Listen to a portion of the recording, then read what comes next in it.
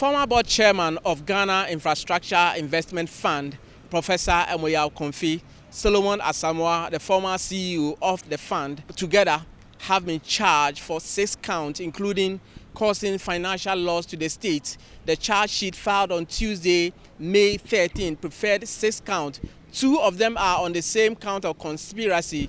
Each of them is facing a count of causing financial loss to the state and intentional dissipation of public funds. For Solomon Asamoah, who is the first accused person, he has pleaded not guilty to his section or his version of the count. For Professor Ameyaw-Ekumfi, the court is being informed that he is unwell. He has been taken ill and has been hospitalized, for which reason he was absent in court. The court has since fixed May 20 to have his plea taken, provided he is well and avail himself to the court. In respect of Solomon Asamoah, the former CEO, the court has admitted him to bail in a sum of 15 million Ghana cedis with 2 sureties. The sureties, the court said, should be justified with landed property registered within the jurisdiction of Accra. He's also to report to the investigators every Monday, Wednesdays, and Fridays until the final determination of this case. The court has also directed that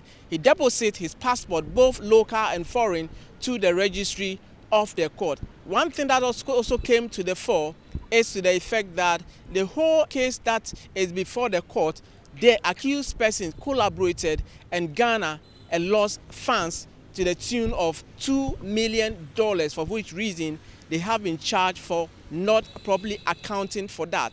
Deputy Attorney General Dr. GHOne has been speaking to me, offering some perspective, and the question to him was that would the state accept plea bargaining proposals from accused persons? This is what he has to say. Look, let's be frank here.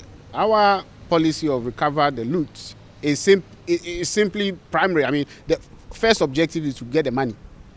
Because this country, as we know, has lost so much money through some of these decisions that public officials, some political, some civil, have made in this country. The primary objective of the ORA is to recover the money. We are open, and we cannot be tired of saying that we are open for anyone who, any of the accused persons or suspects in the other cases who think that they have the money and could return the money. We will be happy to have these monies to be used to solve some of the problems that we have in this country. Healthcare problems, transportation problems, salary problems, so many other problems that we have, sanitation problems.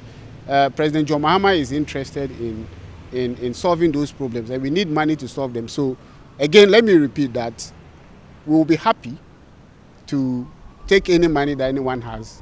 And of course, the law allows us to have plea bargaining, which means that based on certain conditions and circumstances, we could vary the case that we put before the court or the consequence of the crimes that we are alleging in court. So once we do that, and let me tell you, a number of people have approached us with offers, some including monies being returned, and we have agreed with some of them. Some of them have agreed to be witnesses for us against some of the accused persons. So I think we are on track when it comes to the recovery. There's no better way of recovering the money than voluntary recovery. So if the people are willing to give us, we will take it. But that is not to say that you can keep the money and then serve jail terms and go for it, because there is an active process. The Attorney General has instituted an active process of recovering, tracing these monies. So I would say that whether you do it voluntarily or not, we would do whatever it takes in the name of the Republic of Ghana to retrieve every pesewa that we can from private hands and restore those monies to the people of Ghana and to the taxpayers of this country. The Deputy Attorney General also explained why Professor Ameyaw-Ekumfi was absent from the court. I think on Friday we were informed that he was indisposed and had been taken to the hospital. He was supposed to report on Monday. He was discharged, but this morning we were again informed that he was indisposed again and had been hospitalized. So you could see that his lawyers were in court. What this means is that he was supposed to be in court this evening, but we were again informed that he couldn't make it because of the hospital situation. So as you heard the judge, the case has been adjourned to 20th. On May 20, the parties are expected to make another appearance in court where the prosecution has been directed to file their disclosure document by the court. The court, presided over by Justice Comfort Tasiame, has adjourned the case to May 20. From the Law Court Complex here in Accra, Murtala, Inusah, GHOne.